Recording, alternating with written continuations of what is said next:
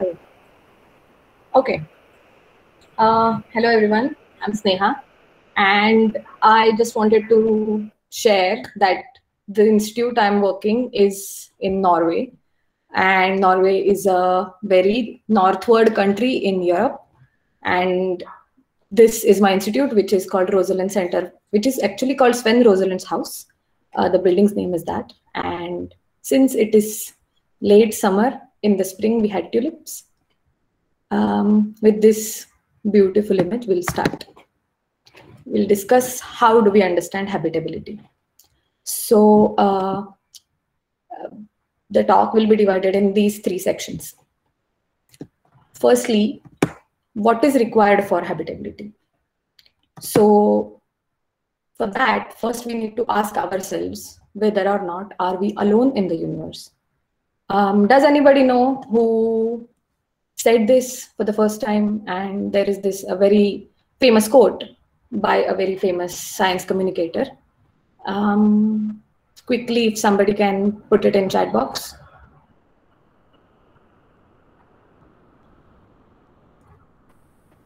I can't see chat. So Devang is saying Carl Sagan. No, it's Arthur Clarke. Fermi. No, it's Arthur Clarke. Dirac. No. Okay. It's Arthur Clarke, and Okay. he said that two possibilities exist. Either we are alone in the universe or we are not, and both are equally terrifying. So yes, this is a very force that drives me to do work that I do, and for that we need to find exoplanets. So if whether or not we are alone depends on whether or not are there any exoplanets out there which have life. So now I would ask people to define exoplanets, which is a very simple task. So maybe in 10 seconds or so.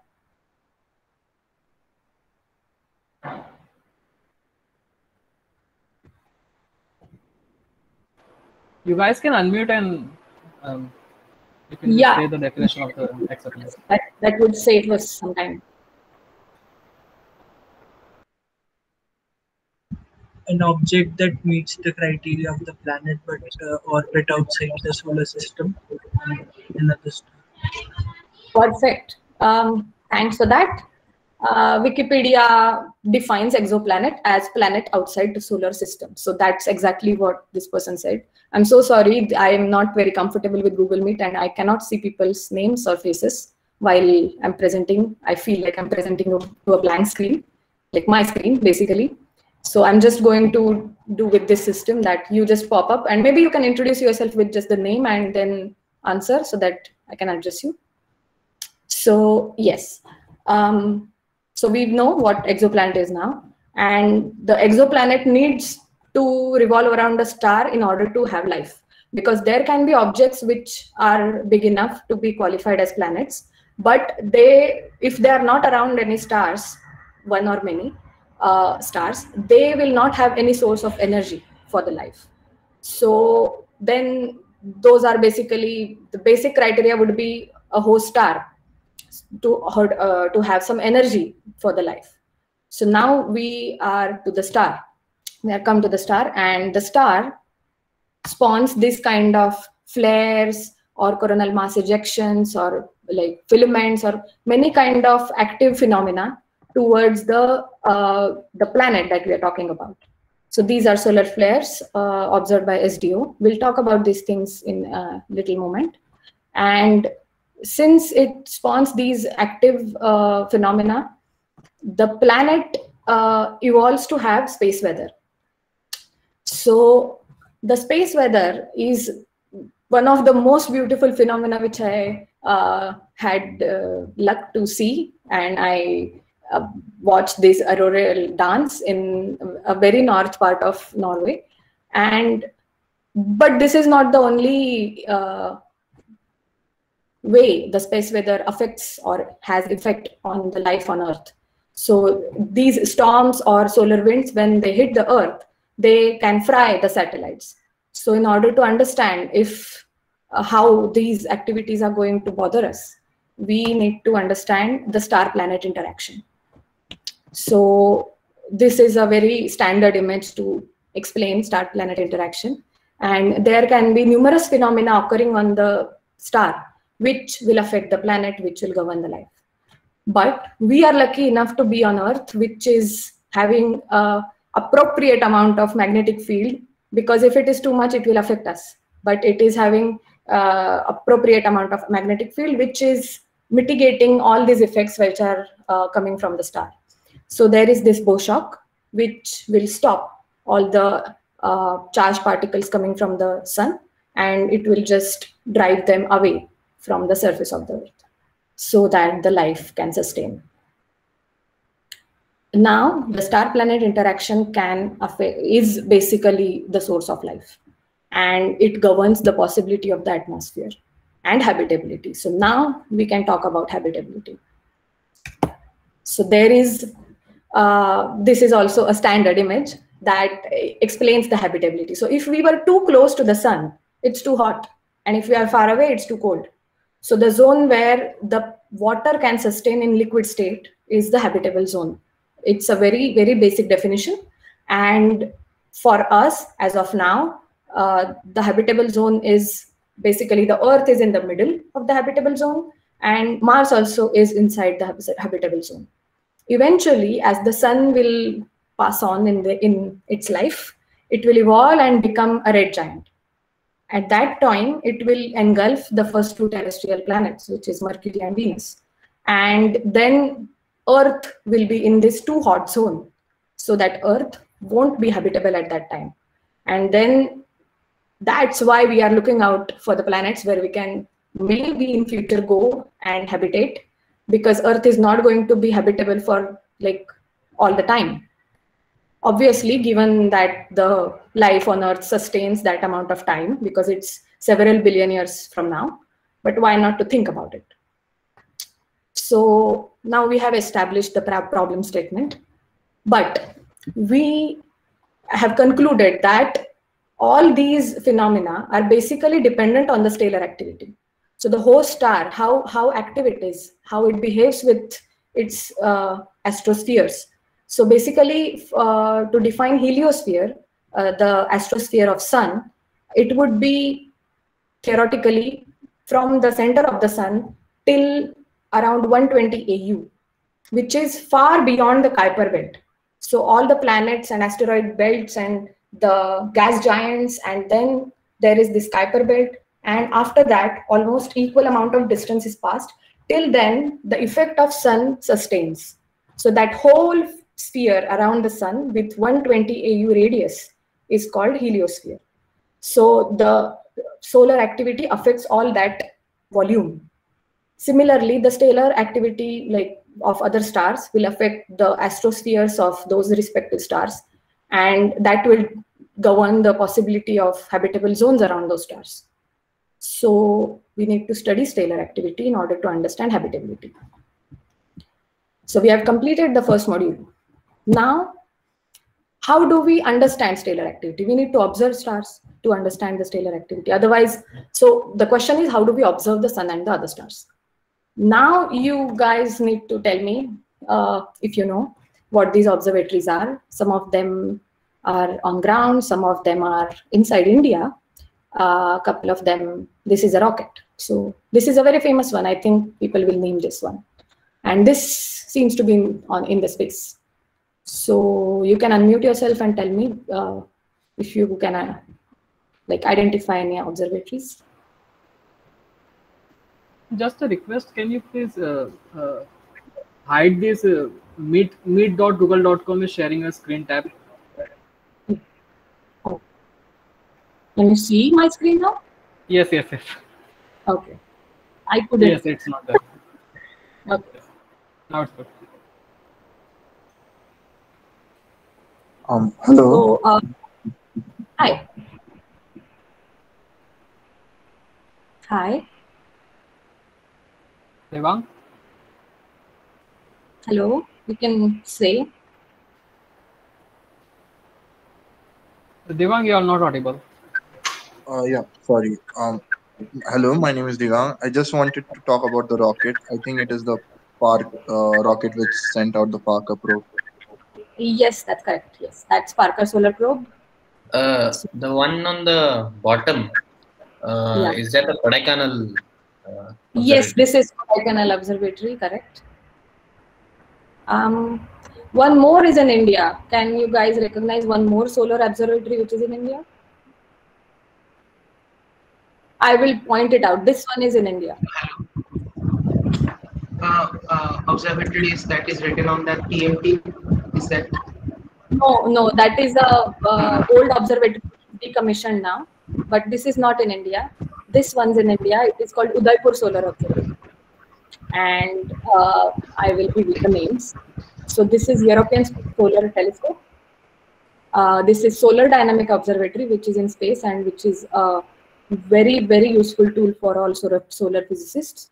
This is La Palma Solar Telescope, which is situated in Canary Islands, which is a part of Spain, but it is owned by Sweden and Norway. And this is a solar telescope of Hawaii. And yes, that was Parker Solar Probe. You must have watched it. I mean, here we watched it like crazy, the launch. It was amazing. Okay, so these are a few of the observatories, like very few. There are so many more, but I was just hoping that you guys know a few. Most of these are optical observatories, so they observe in optical range, whereas I work in radio range. So I basically take data from this observatory, which is called Atacama Large Millimeter Submillimeter Array. I also use data from the ones mentioned previously, but this is my basic data, so I use this one. This observatory is situated in the country Chile. There is a desert called Atacama, which is at a height of 500 meters from the sea level. So in any kind of observation, if it is ground-based, that means if it is on the Earth, there are two kinds, ground-based and space-based. So if it is on the Earth, then all the observations that are coming, those are crossing all the layers of the atmosphere.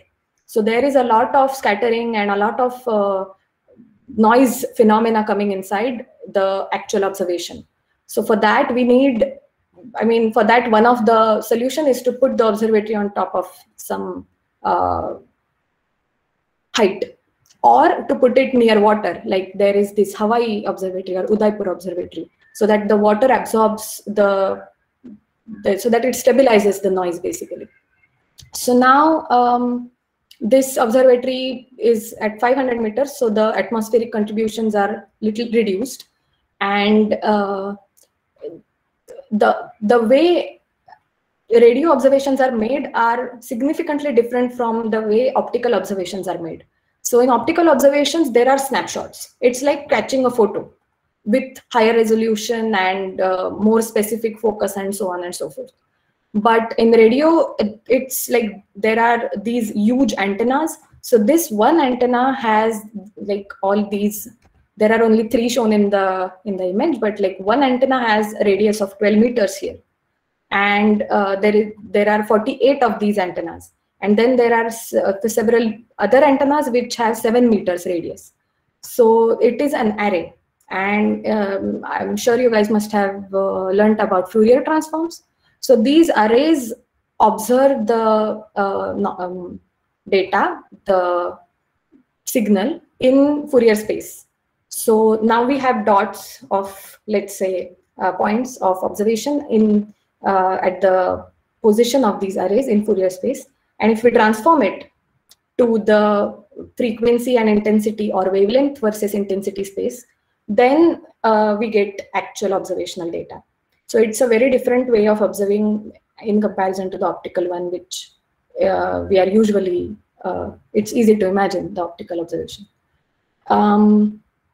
So these radio observations are from like, the wavelengths could be from 0.3 millimeters till 3 millimeters. So it's a very long wavelength observation. So it observes a different layer of sun, basically. So I use this data for the chromosphere layer of the sun, and we'll talk about it in the next section. So these are just sample images from different observatories. The first two are from ALMA. So these are from different bands. That means from different frequencies. So the first one, this one, is from band 6, which observes in 300 gigahertz of frequency. And this is from band 3, which is around 100 gigahertz of frequency. So these look significantly different from the optical ones, which are these. So AIA is 1600 angstroms of wavelength. And these, few of these are like AIA 304 angstrom, AIA. AIA is an instrument on board of SDO, which is Solar Dynamic Observatory, which we observed. And that instrument observes sun in optical wavelengths. So it's a specific instrument on board of that satellite. Yeah, so I didn't mention that before. There is this HMI, which is another instrument on board SDO, which observes the magnetic intensities on the sun. So these are basically different wavelengths observed by AIA, and this is HMI continuum. So there can be different wavelengths at which we could observe the magnetic field. By Zeeman Doppler imaging, this is the name of the method with which magnetic field can be observed. And maybe in fourth year we'll learn about Zeeman effect in atomic physics. So then you'll maybe, I mean, it's a very complex method. Then there are these specific lines which are traditionally observed for specific layers on the sun. So this is H alpha line, then there is Ca2k line. And what I do is I observed, use this different observed images of the sun and try to make a three-dimensional stratigraphy of the solar layers. This is an image from ALMA band 7 of these two stars. It's a binary system, Alpha Centauri, and these are 4 arc seconds away, which is a very, very small distance on the sky. So this is observed with ALMA, and band 7 is around 250 gigahertz. So this is how the stars will look if we observe them in radio wavelength. So basically we have very less amount of information which we can observe, and it's up to our interpretation after this. So this is about observations. Now, about coming back to the set of questions that we have. So why is the Earth the chosen one? I mean, why is there life on Earth and how it is unique? So if we study the sun, then we will know that there are so many stars out there, and we know of only one star which has this life around it. So there is this approach that we use, which is called sun as a star approach, where we just use sun as a reference star. So since we know for sure that there is life around this one particular star, and it has a habitable zone of 2 planets, out of which one planet definitely has a lot of life. So now we can use the properties of this star to extrapolate to the other stars and look for a certain peculiar phenomena or peculiar property of this star to imagine what it would be on other stars and how it would have habitable zones and life around it. So it's called stellar activity index, and there are so many different indices defined based on different observational phenomena, and they have a lot of error bars because we have seen how the stellar images look. So there is a lot of scope for errors, and it's just up to us on how to refine it and how to understand it. So to understand why is the Earth the chosen one, we need to understand why is sun unique, and for that we need to study the sun. So now we are going to deep inside the sun, and there is this Earth for the scale, and these are these huge phenomena on the solar surface called corona, and we can see that it's of several Earth diameters, and the hugeness of sun is something I cannot imagine. So if we want to study other stars, which can be several magnitudes of the solar radii, then we need to comprehend the hugeness of the sun first. Also, I have to mention this, the different wavelengths that are observed in SDO, they only observe the intensity on the surface of the sun for that wavelength. So these colors that we see for SDO images, these are false color images. And so there are particular colors assigned to particular wavelengths, so that we have it in our head that the red, this wavelength, it's 304 angstroms, it's in red, and it will observe chromosphere. This would be 171, and it would be in golden yellow, and so on and so forth. So this is a standard SDO false color images. So now I will show you different phenomena happening on different layers of the sun, and you just unmute yourself and tell me what phenomena are these. So do you know what this thing is called? Anybody?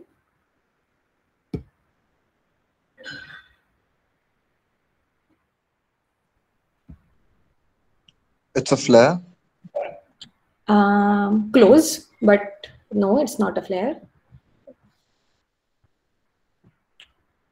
Flare also happens on the corona. Reconnection? Yes, it can be called reconnection, or it can be called coronal loop. So what happens is the plasma is so heated, and there is such a strong magnetic field present there, that the magnetic field forms these arcs, and the plasma gets frozen in the arcs. So these are very hot, what do you say, charged particles, which are frozen inside this magnetic loops. So this is coronal loop or reconnection, and this doesn't show any specific phenomena. This is the chromosphere. Now I'll just talk about this first image, and then I'll ask about the other. You can pop in the chat about the names of these phenomena. So this is the... It's 14 hours. I'm sorry, it's my laptop. It's 2 o'clock in the afternoon here. So this is the chromosphere. The first time this layer was observed was during solar eclipse. So the whole sun was eclipsed, and there was these colorful, what do you say, petals kind of structures around it. So the observers then said that it must be colorful sphere around the sun, and hence it was named chromosphere. So I like this story. I just shared it. Now, this is very simple. So just simply tell me the name of this phenomena. Sunspots? Sunspot. Yes, good. So these are sunspots. Sunspots are basically, there is a huge amount of magnetic field at the center of the sunspot. So it's called umbra, and the outer structure is called penumbra. So as magnetic monopoles don't exist, the sunspot also don't exist usually singly. So there are always pairs of sunspots. So these will have such a strong magnetic field that they will appear darker than the other surface. So this is also a very, very interesting phenomena, because we'll talk about the 11-year solar cycle a little later. In that case, traditionally the number of sunspot was the criteria for talking about the solar activity, and it is still majorly one of the criteria for the solar activity. This image is again of coronal loops, but I showed it here because I wanted to talk about coronal rain. So the plasma frozen in loops, if because of other perturbations or activity around, these loops kind of have higher density suddenly, or more magnetic field suddenly at their foot points, then the plasma suddenly starts going in the downward direction. And while observing, it looks like there is plasma raining on the coronal surface. So it's called coronal rain, and it's very beautiful to observe. Okay, we'll go to corona. So there are two phenomena in these two images. Can you name them? coronal mass ejection. Yes, the left one is coronal mass ejection. This one's and this one.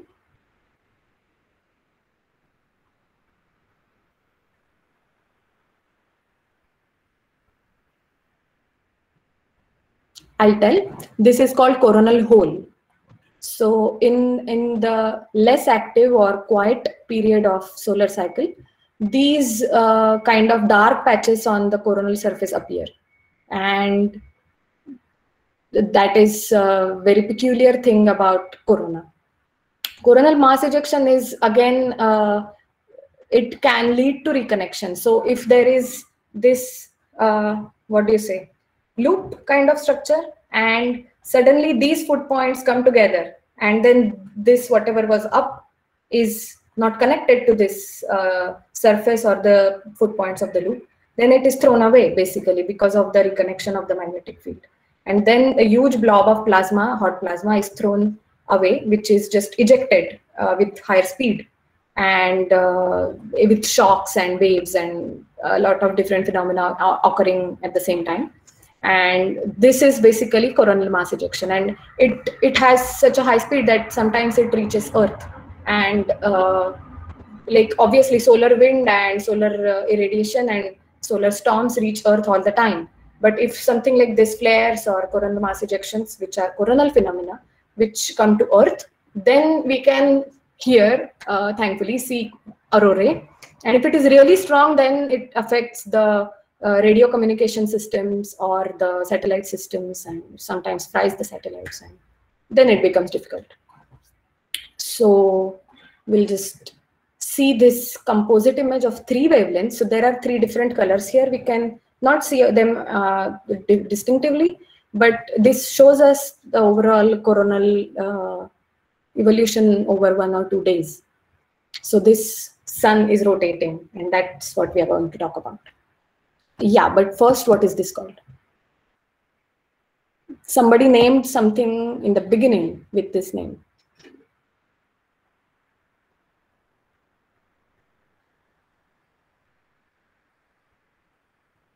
Flare. Yes, it's a flare. And flare is also a coronal phenomena. It comes from the layer of corona. And it is like sudden outburst of energy at that space, and that's it. And it can go on for a longer time, and it needs to be studied more to understand better. So this can sum up the discussion which we had right now about the different solar phenomena. And we will talk about the solar structure now, because that's also needed. And so there is this core where all the fusion fission reactions are happening. Then there is radiative zone where the energy is radiated out of the core. And there is this very thin region between this radiative zone and the convective zone, which is called tachocline. And that is a very peculiar region about these stars. And then in the convection zone, there are these convection patterns which occur, and they take out the energy further outside. Then there is photosphere, which we see as the surface of the sun. And we cannot see anything inside the photosphere because the opacity hits 1. So we cannot penetrate, like we cannot go inside and see. Now after the photosphere, there is this chromosphere. And then between chromosphere and corona, there is this region called transition region. And when we are talking about coronal heating problem, we'll talk about that. And in the corona extends over several solar radii. And after that, it is just dimming away kind of sphere. Another peculiar thing about sun or stars is the differential rotation. So the equator of the star rotates slower than the poles.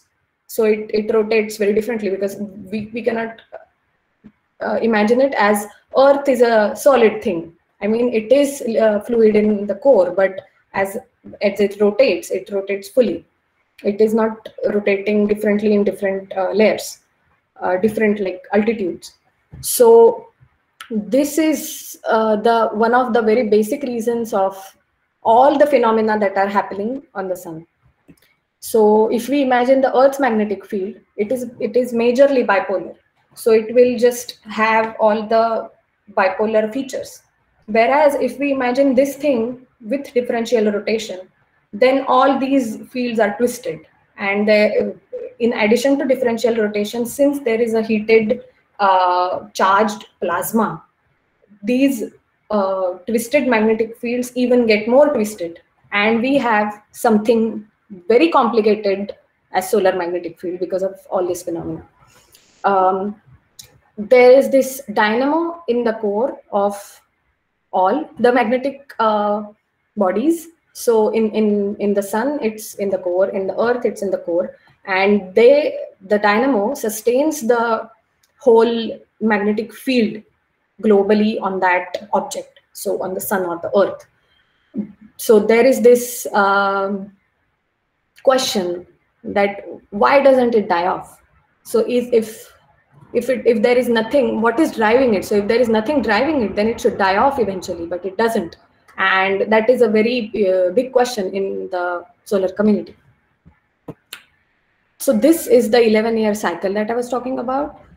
All these phenomena that we discussed, like flares or prominences or coronal mass ejections, coronal holes, so sunspots, these don't stay on the different surfaces of the sun all the time. So they come and go, they die off, there is like more active part and then there is like quiet part. So this goes on and for like 11 years. So within 5 years, it will be rising, the amount of activity, and then it will die off. So this is a composite image over 5 years. So there is this solar maximum and then eventually it's the solar minimum. And this is a traditionally very well studied phenomena of solar physics, but it is not sinusoidal. So we cannot say that within like from now after 11 years, the sun will be as active as now, or within this kind of error limits, it will be as active as now. We don't have that kind of information. And sometimes the cycle will go for 12 years. Sometimes it will be as short as 9 years. And then there are some patches in between, like Maunder minimum, when the sun is not active at all. And then again, the 11-year cycle would start. So this kind of variability in solar activity is also a puzzle. And in order to understand the stellar activity for the habitability around the other stars, we need to understand this kind of stellar cycles. So this is also one of the puzzles. And now we'll talk about coronal heating problem. So in a very basic words, if we have a hot body and if we go away from the hot body, the temperature and the amount of heat will be exponentially decreasing. So in the core, the temperature is as high as 15 million degrees Kelvin. And as we go away at the surface, at the photosphere, the temperature is around 6,000 Kelvin, 5,700 something to be precise. And then eventually, as we go away from the photosphere in the corona, there is a temperature minimum, which is at around 3,000 or 3,500 Kelvin. We would expect that eventually at the corona, the temperature will die off, and then why would there be any heat on Earth? Because Earth is so far away from the sun. But it's not the case. After the temperature minimum that we talked about, there is this transition region, and at the coronal heights from the sun, the temperature shoots up and it goes again as high as 1,000,000 degrees Kelvin. So this is not explainable because the density is uniformly decreasing with the height, but the temperature is not. So with rarefied and more rarefied plasma, the temperature is increasing more and more. And this is the puzzle that has been bugging all the solar physicists for a long time now, almost 30 years. There have been many theories that attempt to explain this, but there is not a unanimous theory right now. So this is a very hot topic. And with the sun as a reference case approach, if we observe other stars and other stars also have this kind of temperature stratification, then we can compare it and understand about this phenomena more because we have more statistics. So that's the idea we work with. And to sum up, we have these many questions right now in front of us. One is coronal T problem. One is how do we predict the space weather or the solar winds? Because that is going to be very advantageous, because if we throw away if we shoot the satellites or some observatories out in space, and within a few days or weeks there is a huge solar storm which just fries everything, then it's a waste of money. So we need to be of economics. So that is a very basic instinct, that we need to understand space weather better. Then we talked about the solar dynamo problem, and we talked about imaging problem, not in depth, but in short, we have ground-based observatories and space-based observatories. So in ground-based observatories, the issue is that there is a huge column of air on top, and air and water and all other things which will induce noise in our observations. Whereas in space-based observatories, we don't have this issue, but we have to transmit all the data from space to us.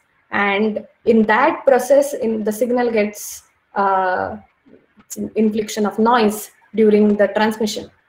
And also we cannot transmit huge amount of data. We can transmit only limited amount. So it's like a balance. If we have good observations, we don't have many. And if we have, if we want to have like very intense or very highly resolved big observations, then we have to deal with the noise. So this kind of imaging issue can be, I mean, we need to account for atmospheric and water corrections in our observations. So that's, these are the current questions in solar physics. And I think I'm done. Thank you. So now we can have questions.